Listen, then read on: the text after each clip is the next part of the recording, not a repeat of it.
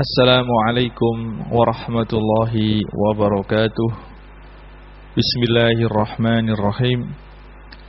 Alhamdulillahi rabbil alamin. Wassalatu wassalamu ala ashrafil anbiya'i wal mursalin Sayyidina Muhammadin wa ala alihi wa sahbihi wattabi'ina lahum bi ihsanin ila yaumiddin. Amma ba'du. Para pendengar yang saya muliakan, alhamdulillah seperti biasa pada malam hari ini kita bisa berjumpa kembali dalam kajian rutin kita, dalam kajian fikih, kajian kitab takrib. Alhamdulillah berkat taufik dan hidayah dari Allah Subhanahu wa taala, pada kajian kita yang lalu telah kita selesaikan Kitabus Shalah, telah kita selesaikan pembahasan kita mengenai masalah salat secara umum, baik salat wajib ataupun salat sunnah. Dalam kajian kita kali ini kita akan mempelajari masalah baru, bab baru, yaitu mengenai Kitabul Janaiz, yaitu bab yang menerangkan mengenai tata cara merawat orang yang telah meninggal. Bismillahirrahmanirrahim. Qala al-musannifu rahimallahu ta'ala wa nafa'ana bi ulumihi fid dharain amin. Kitabul Janaizi faslun wa yalzamu fil mayyiti arba'atu asya'. Dan wajib atas orang yang meninggal, wajib jika ada orang yang meninggal, wajib bagi orang yang hidup yang lainnya untuk mengerjakan 4 hal. Ghasluhu, yang pertama adalah memandikan mayat tersebut, wa takfinuhu, dan mengkafani mayat tersebut, wassalatu alaihi, dan menyolatkan mayat tersebut, wa dafnuhu, yang terakhir yang keempat adalah mengubur mayat tersebut. Sebelum kita menerangkan cara dan hukum satu persatu dari 4 hal tersebut, yaitu cara memandikan, mengkafani, menyolati, dan menguburkan. Sebelum kita bahas secara mendetail, terlebih dahulu kita akan membahas mengenai persiapan sebelum meninggal. Memang kebiasaan daripada ulama salaf, kebiasaan daripada para imam ketika mereka membahas atau mengkaji masalah Kitabul Janaiz ini, terlebih dahulu mereka menyebutkan beberapa pendahuluan. Yang pertama, disunahkan bagi setiap orang untuk memperbanyak mengingat mati. Setiap orang, setiap muslim disunahkan untuk memperbanyak menyebutkan kematian atau memperbanyak ingat kematian. Itu semua adalah karena baginda kita Rasulullah sallallahu alaihi wasallam telah menganjurkan hal tersebut, sebagaimana yang diriwayatkan oleh Imam Ibnu Hibban. Rasulullah sallallahu alaihi wasallam telah bersabda, "Aksiru min dzikri hazimil lazzat."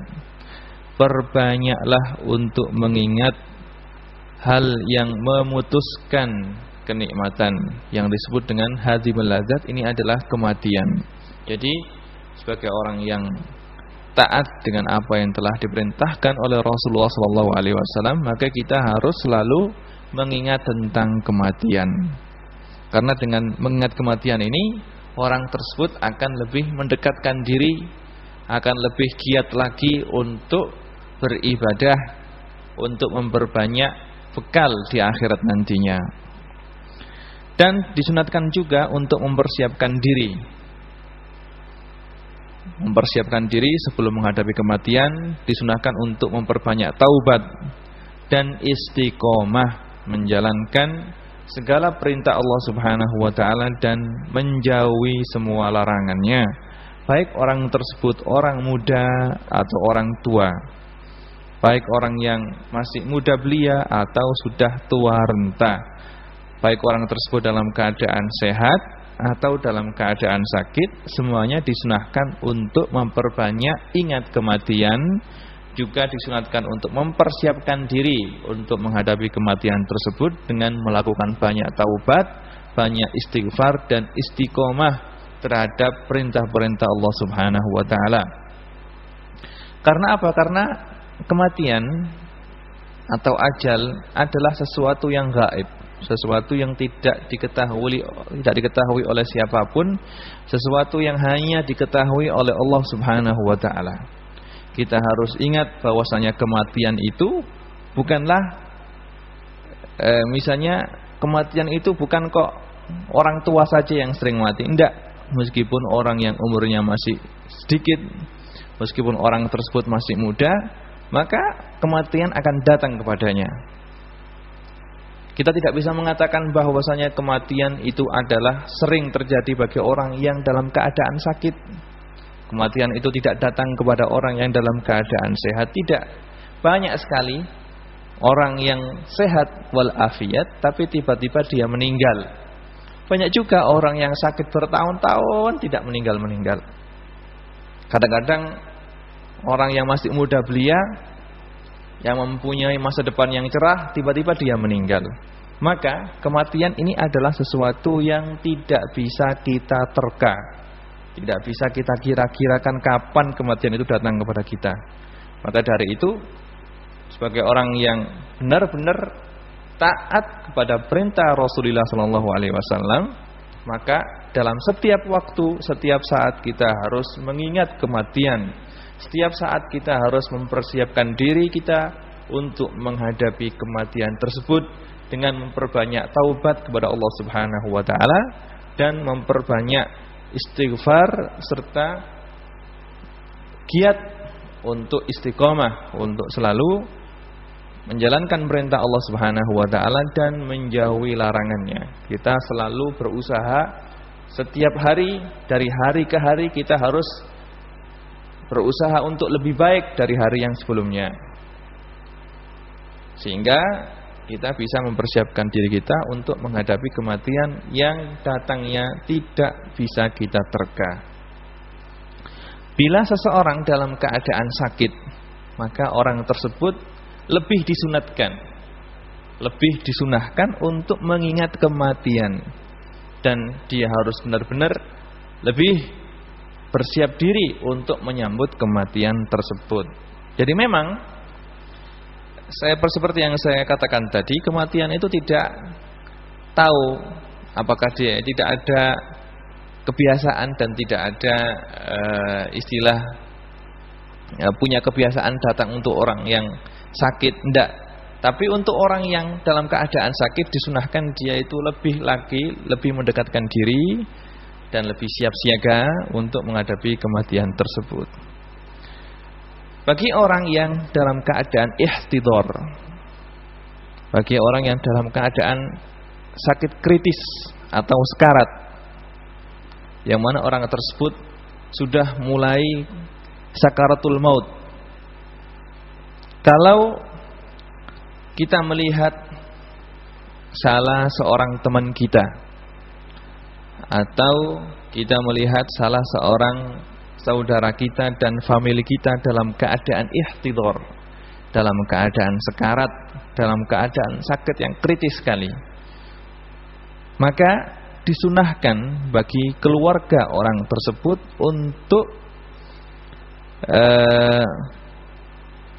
untuk merubah posisi daripada orang tersebut, merubah posisi tidurnya. Maka kalau dia tidurnya terlentang, maka kita usahakan kalau dia bisa bisa berdiri bisa tidur dengan posisi seperti tidurnya orang yang meninggal. Jadi kalau kita melihat salah seorang saudara kita atau famili kita yang dalam keadaan sakaratul maut, mau menghadapi kematian, maka kita rubah posisi dia. Kita usahakan dia tidur dengan meletakkan jambul aiman, yaitu bagian tubuh dia yang sebelah kanan diletakkan di mepet ke kasur, kemudian posisi dia kepalanya di sebelah utara, kakinya di sebelah selatan, diletakkan dalam keadaan miring, persis seperti keadaan kita meletakkan orang yang mati di liang lahat. Terus kepalanya kita kasih bantal supaya menghadap kiblat. Ini adalah keadaan yang bagus, posisi yang bagus bagi orang yang mau meninggal. Kalau memang tidak bisa kita letakkan dengan posisi seperti ini, maka sudah, kita biarkan dia terlentang. Kita usahakan kakinya berada di arah kiblat, arah barat, kepalanya di arah timur, terus kepalanya kita ganjal dengan bantal supaya wajahnya bisa menghadap kiblat, karena arah kiblat adalah arah yang paling mulia. Maka sunnah bagi orang yang mau meninggal kita hadapkan ke arah kiblat. Kalau tidak bisa tidur miring, maka dengan tidur telentang, kepalanya kita ganjal dengan bantal di sebelah timur, kakinya di barat, kemudian menghadap, kepalanya kita usahakan agak tinggi sedikit sehingga kepalanya bisa menghadap ke kiblat, sehingga dia kalau mati dalam keadaan menghadap kiblat. Karena arah kiblat adalah arah yang paling mulia. Yang kedua, jika kita melihat saudara kita dalam keadaan kritis seperti ini, mau menghadapi kematian, maka disunahkan bagi salah seorang keluarga dekat atau orang yang terdekat dengan orang yang mau meninggal ini untuk mentalkin orang yang mau meninggal ini, untuk mengajarinya atau membisikkan kalimat syahadat di telinga orang tersebut. Maka kita pilih orang yang paling dekat, orang yang paling dekat dengan orang yang mau meninggal ini. Orang tersebut melantunkan kalimat la ilaha illallah, la ilaha illallah di telinga orang yang mau meninggal ini, diucapkan dengan suara yang lirih, tidak boleh dipaksakan. Atau kita ucapkan kalimat Allah, Allah, Allah. Kalau kita tidak mau mengucapkan kalimat la ilaha illallah, maka kita ucapkan kalimat Allah, Allah, Allah, tanpa harus kita bentak, baca ini, tidak. Tapi kita usahakan, kita ingatkan dengan cara bagaimana. Yang penting supaya dia ingat bahwasanya dia pada saat seperti ini harus atau sunnah untuk memperbanyak zikir kepada Allah Subhanahu wa taala. Itu semua adalah berdasarkan sebuah hadis yang diriwayatkan oleh Imam Muslim. Rasulullah sallallahu alaihi wasallam telah bersabda, "Laqinu mautakum la ilaha illallah." Yang artinya, ajarilah atau talkinlah setiap orang yang mau meninggal dengan kalimat la ilaha illallah. Kemudian disunahkan juga ketika kita melihat salah seorang saudara kita dalam keadaan ihtidhar, dalam keadaan sakaratul maut ini, untuk membaca surat Yasin. Jadi salah seorang dari keluarga yang dekat dengan mayit itu mengajari orang yang mau meninggal ini, mengajari apa? Mengajari la ilaha illallah. Kemudian yang lainnya, apa enaknya yang lainnya adalah membaca surat Yasin. Ini semua adalah berdasarkan sebuah hadis yang diriwayatkan oleh Imam Abu Dawud dan Imam Ibnu Hibban, dan disahihkan oleh Imam Ibnu Hibban bahwasanya Rasulullah sallallahu alaihi wasallam telah bersabda, "Iqra'u ala mautakum Yasin." Bacalah surat Yasin untuk orang yang mau meninggal. Ya. Yang dimaksud dengan mautakum adalah man hadarahul maut, orang yang mau meninggal. Jadi kalau kita melihat orang yang mau meninggal, maka sanak saudara berkumpul semuanya, dan jangan kok berkumpul itu kok ngobrol atau menggunjing orang lain. Tapi pada saat yang seperti ini, yang paling baik untuk dilakukan adalah membaca surat Yasin, yang mana insya Allah pahala daripada bacaan surat Yasin tersebut akan sampai kepada orang yang mau meninggal tersebut. Atau bacaan surat Yasin ini akan menjadi syafaat sehingga roh daripada orang yang mau meninggal ini akan keluar dengan tenang, akan keluar dengan enak. Karena keluarnya roh ini adalah apa? adalah sangat sakit sekali, karena keluarnya roh orang yang dalam keadaan sakaratul maut adalah orang yang menghadapi kesakitan yang sangat sekali. Maka disunahkan untuk membaca Yasin, semuanya itu adalah untuk menjadi syafaat untuk orang tersebut. Hal lain yang disunatkan adalah disunatkan bagi orang yang sakit, bagi orang yang kritis yang sudah mau meninggal, disunahkan bagi dia untuk berbaik sangka kepada Allah Subhanahu wa taala.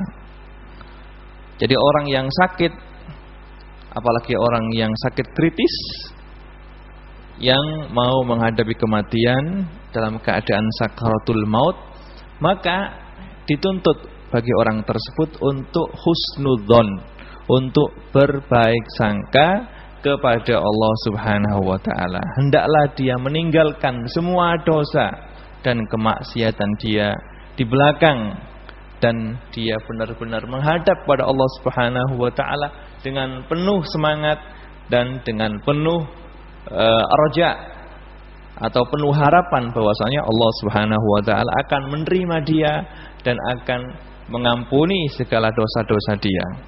Jadi ini adalah hal yang wajib atau hal yang sunnah yang sangat ditekankan sekali bagi orang yang dalam keadaan sakaratul maut, orang yang dalam keadaan sakit kritis.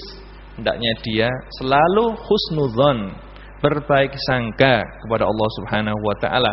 Hendaklah dia meninggalkan semua dosa-dosa dan kemaksiatan dan benar-benar menghadap kepada Allah Subhanahu wa taala dengan harapan yang sangat bahwasanya Allah Subhanahu wa taala akan mengampuni dia dan akan menerimanya sebagai hamba yang taat kepada Allah Subhanahu wa taala.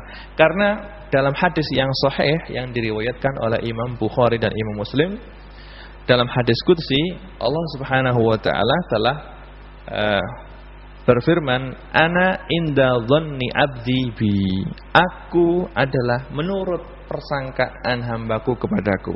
Kalau hamba tersebut berprasangka baik, berbaik sangka kepada Allah Subhanahu wa taala, maka Allah Subhanahu wa taala akan memperlakukan orang tersebut sesuai dengan persangkaan hamba tadi. Kalau dia berburuk sangka, misalnya, saya ini banyak dosanya, Allah Subhanahu wa taala tidak akan mengampuni saya, ini tidak boleh. Ini adalah termasuk ayis min rahmatillah, orang yang terputus dari rahmat Allah Subhanahu wa taala, dan tidak boleh. Kita harus benar-benar harus berbaik sangka bahwasanya Allah Subhanahu wa taala akan mengampuni segala dosa kita. Yang penting kita husnudzon saja, berbaik sangka. Allah Subhanahu wa taala adalah pencipta kita, adalah Tuhan kita yang Maha Pengampun dan Maha Penyayang.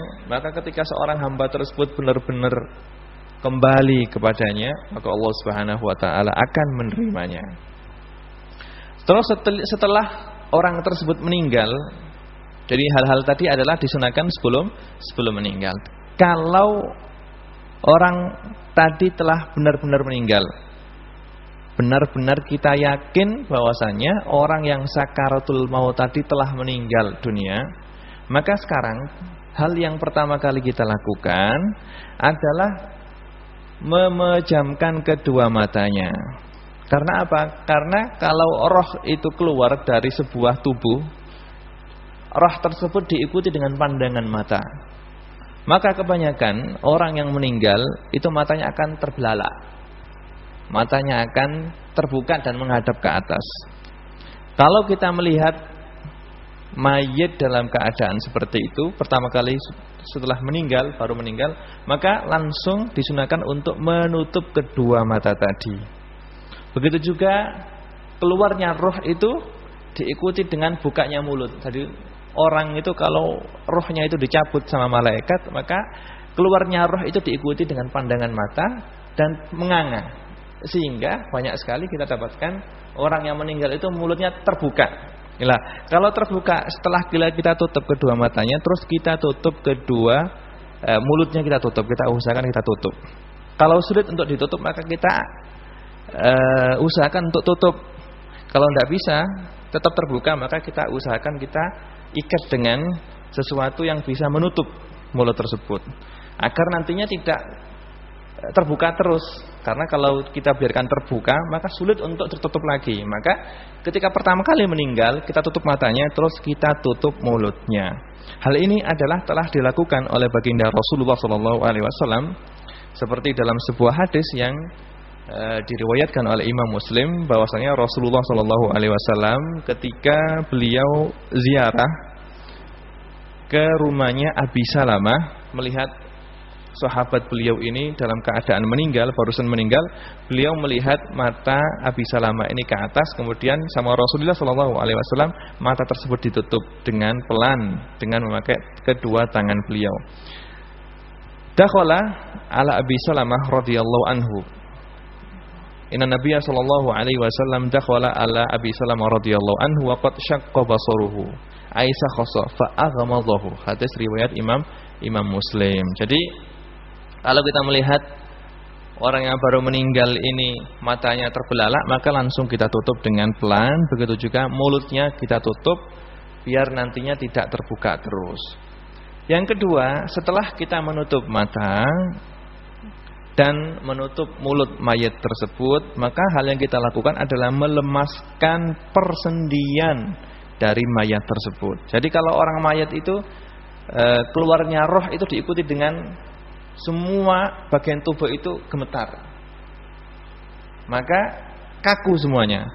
Maka kalau barusan meninggal, orang yang barusan meninggal, maka kita ambil tangannya, kita lemaskan persendiannya, tangan, siku, tangan kanan, tangan kiri juga, kaki, kedua kaki kita lemaskan ya, kita lemaskan kedua kakinya, nantinya biar tidak kaku dalam pemandian. Kalau tidak kita lemaskan maka akan kaku terus. Dan misalnya tangannya, jari jemarinya kita buka, kita lemeskan. Kalau kita biarkan tergenggam gini maka sulit kita buka nantinya. Kalau mau mandikan sulit, maka harus kita buka jari jemarinya, kita lemeskan kedua sikunya, terus gini lututnya juga kita lemeskan. Begitu juga kalau mayat tersebut masih memakai bantal, maka bantalnya kita ambil ya. Semuanya itu adalah agar nanti anggota-anggota dan persendian mayat ini lemas, gampang untuk dimandikan, tidak kaku. Karena orang yang meninggal itu diikuti, seperti yang saya katakan tadi, roh yang kalau keluar dari badan itu diikuti oleh pandangan, oleh mulut, oleh semuanya ikut melihat dan menyaksikan roh yang keluar dari badan. Setelah kita tutup mata, kita tutup mulut, dan kita lemaskan persendian, maka kita cari sesuatu yang agak berat. Kita cari sesuatu yang agak berat. Sesuatu tersebut kita letakkan di perut mayat tersebut. Ya jangan berat sekali ya.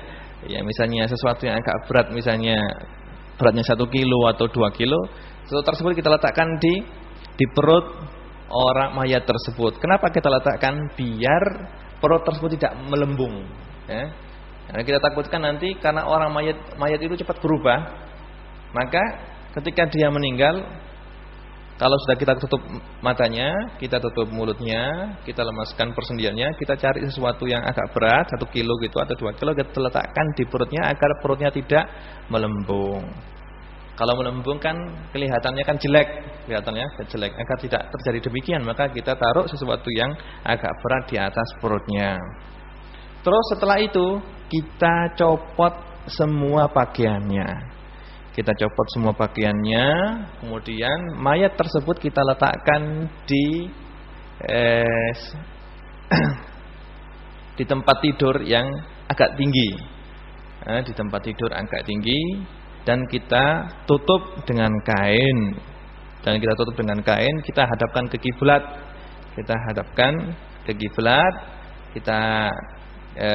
Kita posisikan seperti posisi orang yang dalam liang lahat ya, seperti orang yang dalam liang lahat. Kalau tidak gitu ya kita seperti posisi terlentang, kepalanya kita agak kita kita ganjel dengan bantal supaya bisa menghadap ke kiblat, atau kita letakkan dalam posisi seperti miring tadi, seperti posisi orang yang dalam keadaan di dalam liang lahat. Dan orang yang melakukan hal-hal tersebut kalau bisa adalah orang yang paling dekat dengan dia, yang bisa melakukan hal tersebut dengan halus dan tidak kasar, karena mayat juga merasa sakit kalau kita berbuat kasar terhadap mayat tersebut ya. Kalau sudah demikian dan sudah kita yakini bahwasanya si mayat ini benar-benar telah mati, maka sekarang kita disunatkan untuk cepat-cepat merawat mayat ini. Harus cepat-cepat kita mandikan, jangan sampai terlambat, tidak. Cepat-cepat kita mandikan. Maka orang yang memandikan ini adalah kalau bisa adalah orang yang ngerti hukum cara-cara memandikan mayit. Kalau biasanya kalau di desa itu ya sudah ma'ruf Pak Mudin itu yang memandikannya. Sudah, kalau sudah benar-benar meninggal dan sudah kita lakukan hal-hal yang kita sebutkan tadi, maka sekarang cepat-cepat kita mandikan mayat tersebut. Dan tidak apa misalnya kita bikin pengumuman ya, kita umumkan pakai speaker bahwasanya fulan bin fulan telah meninggal dan akan kita salatkan pada jam sekian. Itu tidak apa-apa. Itu adalah demi untuk supaya orang yang menyolatkan untuk mayat tersebut banyak jumlahnya, maka tidak apa-apa kita umumkan dan bukan termasuk bid'ah, tapi ini adalah disunahkan menurut para fuqaha. Seperti yang saya katakan tadi, secepatnya harus kita mandikan.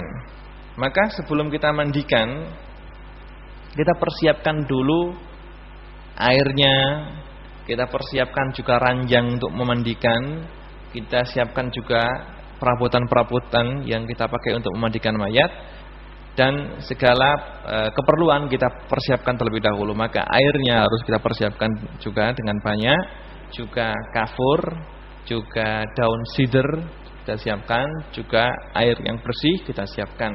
Kemudian kita siapkan juga kaos tangan untuk membersihkan mayit. Semuanya itu kalau sudah kita siapkan, baru mayat tersebut kita ambil, terus kita letakkan di ranjang, terus kita mandikan. Tempat yang cocok untuk memandikan adalah hendaknya mayat ini dimandikan jauh dari pandangan orang banyak, di tempat yang sepi ya, di tempat yang sepi, atau biasanya tempat tersebut tempat yang tertutup ya, sehingga tidak ada orang yang mengetahui cara pemandian tersebut. Yang penting mayat tersebut kita mandikan satu orang dibantu dengan satu orang lagi yang membantunya, atau kita mandikan dengan satu orang yang memandikan, dua orang pembantu orang yang memandikan tersebut. Untuk memandikan mayat ini di sana ada dua cara. Cara yang pertama adalah aqallu ma yujzi. Yang wajib dalam memandikan mayit di sini adalah membersihkan segala najis yang ada di mayat tersebut, kemudian meratakan air ke seluruh bagian tubuhnya. Ini adalah yang wajib. Jadi kalau hal ini telah dilakukan, maka sudah cukup sah sudah memandikannya. Ini adalah aqallu ma yujzi. Paling sedikit yang sah untuk memandikan mayat adalah dengan membersihkan segala bentuk najis yang ada di badan mayat tersebut, terus meratakan air ke seluruh bagian tubuh seperti kita meratakan air ke seluruh badan kita ketika kita mandi janabat. Ini adalah aqallu ma yujzi. Tapi cara yang afdol adalah sebagai berikut. Yang pertama, kita letakkan mayat di tempat yang tinggi, di ranjang misalnya, tempat yang tinggi, di tempat yang tertutup, dan auratnya kita tutup dengan baju misalnya, atau dengan gamis, atau dengan kain yang tertutup, tidak boleh dilihat auratnya. Yang kedua, kalau sudah demikian, maka mayat tersebut kita dudukkan, dan mayat tersebut kita dudukkan terus bersandar kepada kaki orang yang memandikan, kaki yang sebelah kanan. Jadi orang yang memandikan itu duduk di ranjang, terus mayat tersebut didudukkan, dan punggungnya bersandar dengan kaki kanan orang yang memandikan tersebut. Terus tangan kanan ini memegang kepala dan memegang leher daripada orang yang mati tersebut. Gitu ya. Kemudian setelah itu tangan kiri orang yang memandikan ini mengelus perut daripada orang yang mati tersebut dan menekannya untuk mengeluarkan segala kotoran yang berada di perut mayit. Jadi gini caranya, mayat tersebut kita dudukkan dan salah satu daripada orang yang memandikan itu duduk dekat dengan mayat dan punggung daripada mayat tersebut bersandar ke kaki kanan, terus tangan kanan daripada orang yang memandikan itu memegang kepala dan memegang leher, terus tangan kiri daripada orang yang memandikan tadi itu mengelus dan mengurut perut orang yang mati tersebut untuk mengeluarkan segala bentuk kotoran yang berada di dalam perut tersebut dengan cara hati-hati dan cara pelan-pelan ya, dengan memakai kaos tangan, Setelah itu kalau sudah keluar kita siram semuanya dengan bersih. Terus setelah itu kita membersihkan bagian farji mayat tersebut. Farji, kubul dan tubur kita bersihkan dengan memakai kaos tangan ya, tangan kanan kiri memakai kaos tangan. Kalau sudah kita bersihkan dengan bersih, kemudian kita bersihkan mulut mayat tersebut. Kalau ada siwak kita siwaki, kalau tidak bisa ya kita bersihkan dengan pelan-pelan. Kemudian kalau sudah kita bersihkan mulutnya, sudah kita siwaki, kemudian kita wudukan. Kita wudui mayat tersebut seperti biasa kita niat mewudukan mayat, dan niat ini adalah wajib ya.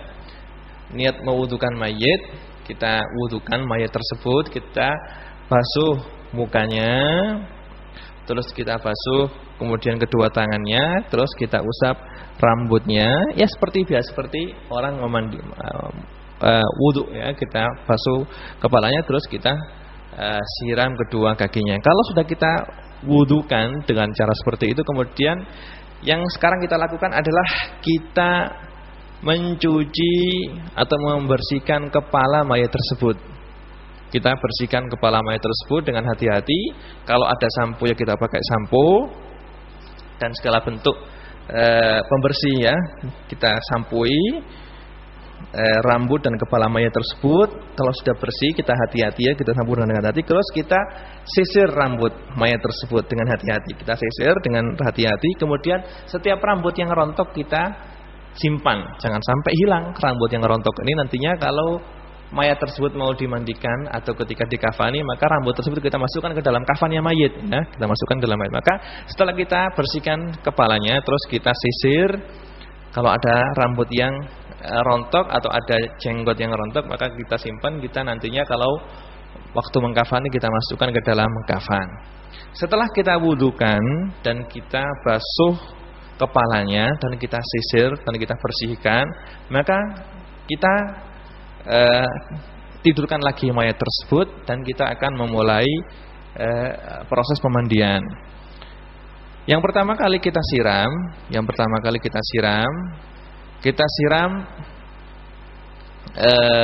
mayat tersebut dengan memakai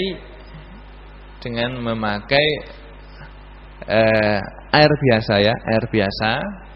Yang kita siram adalah sebelah kanan mayit, yakni sebelah bagian tubuh mayit yang sebelah kanan ya. Sebelah kanan, yang depan ini kita siram, kita bersihkan. Kemudian bagian kiri mayit, kemudian bagian kanan mayit yang bawah, yang belakang ya, kita bersihkan. Kemudian bagian kiri yang bawah, belakang, yang bagian bawah, maksudnya yang dimaksud dengan bawah adalah bagian kanan yang di punggung ya, punggung. Terus bagian kiri punggung sampai ke bawah kita bersihkan semuanya. Kita bersihkan, kita ratakan dengan air, dengan air. Kemudian setelah kita seperti ini, kalau sudah rata, sudah bersih, maka kita ulangi, kita siram lagi bagian depan kanan mayit. Tapi untuk siraman yang kedua itu dengan memakai air yang sudah dicampur dengan daun sider dicampur, jangan banyak-banyak, yang penting airnya sudah campur daun sider. Kemudian kita basuh bagian sebelah kanan mayit yang depan, bagian sebelah kiri, kemudian bagian sebelah kiri yang depan, kemudian bagian sebelah kanan depan, belakang punggung ini, kemudian bagian punggung sebelah kiri. Kemudian yang terakhir kita siram lagi dengan air. Dan air ini adalah kita campur sedikit kapur dengan kapur barus ya, kita campur dengan kapur. Kemudian yang kita kita basuh seperti tadi, bagian depan kanan, bagian depan kiri mayit, kemudian bagian belakang kanan, bagian kiri mayit. Ini adalah basuhan yang pertama. Terus kita ulangi lagi seperti itu kedua. Kalau sudah selesai kita ulangi lagi ketiga kalinya. Ini adalah sunat. Hal itu sebagaimana cara ini adalah cara yang dianjurkan oleh Rasulullah SAW ketika salah seorang putri beliau meninggal. Imam Bukhari dan Imam Muslim meriwayatkan hadis ini sebagaimana yang disebutkan oleh sahabat Ummu Atiyah Al-Ansariyah radhiyallahu anha qalat dakhala alaina Rasulullah sallallahu alaihi wasallam wa nahnu nughassilu ibnatahu faqala ighsilnaha thalathan aw khamsan aw aktsara min dzalika in ra'aituna bima'in wasidrin waja'alna fil akhirati kafuran aw syai'an min kafurin wabda'na bimayaminiha wa mawadhi'il wudhu'i minha. Yang artinya ketika kita memandikan putri Rasulullah sallallahu alaihi wasallam, maka Rasulullah sallallahu alaihi wasallam berkata kepada kita, "Igsilnaha thalathan." Mandikan anak saya 3 kali atau 5 kali atau lebih sesuai dengan apa yang kamu inginkan. Bima'in wasidrin, dengan air, kemudian dengan air yang dicampur dengan buah atau dengan pohon, dengan daun sidir. Waja'alna fil akhirati kafuran, kemudian yang terakhir kamu basuh dengan air yang dicampur dengan kafur. Au syai'an min kafurin, atau air yang dicampur dengan sedikit kafur. Wabda'na bimayaminiha. Kalau mandikan maka mulailah dengan bagian-bagian yang kanan. Wa mawadhi'il wudhu'i minha, kemudian mulailah dengan bagian-bagian wudu dari mayat tersebut.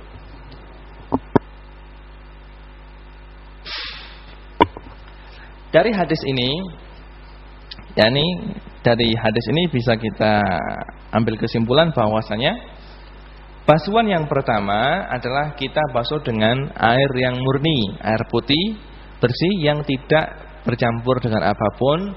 Untuk basuhan yang kedua, basuhan ini kita basuh dengan air yang sudah kita campur dengan daun sidir. Dan untuk basuhan yang ketiga adalah air bersih yang sudah kita campur dengan kapur. Ini adalah cara memandikan mayat. Loh, kalau mayat tersebut adalah mayat yang dalam keadaan ikhram, maka tidak boleh kita kasih kapur, karena kapur adalah termasuk minyak wangi, ada bau parfumnya, ada bau wanginya. Sedangkan orang yang dalam keadaan ikhram tidak boleh pakai minyak wangi. Maka kalau yang mati adalah orang yang dalam keadaan ikhram, maka tidak boleh kalau kita memandikan kita mau pakai shampoo atau pakai sabun, karena shampoo dan sabun punya parfum yang wangi. Begitu juga tidak, kalau air yang untuk memandikan mayat tersebut tidak boleh kita campur dengan kafur kalau orang tersebut adalah orang yang mati dalam keadaan ikhram. Itu semuanya adalah sebagaimana dalam hadis yang diriwayatkan oleh Imam Bukhari dari sahabat Ibnu Abbas radhiyallahu anhuma, anna rajulan waqasahu ba'iruhu wa nahnu ma'an nabiy sallallahu alaihi wasallam wa huwa muhrim, faqala nabiy sallallahu alaihi wasallam ighsiluhu bima'in wasidrin wa kaffinuhu fi saubaini wala tumissuhu tiban wala tukhammiru ra'sahu fa innallaha yab'atsuhu yaumal qiyamati mulabbidan wa fi riwayatin mulabbiyan. Jadi orang dalam keadaan ikhram tidak boleh, kalau kita mandikan tidak boleh memakai minyak wangi dan tidak boleh pakai kafur, karena orang tersebut pada hari kiamat nantinya kalau dibangunkan oleh Allah Subhanahu wa taala dari kuburannya, maka orang tersebut akan dibangunkan dalam keadaan orang yang ikhram, orang yang membaca talbiyah.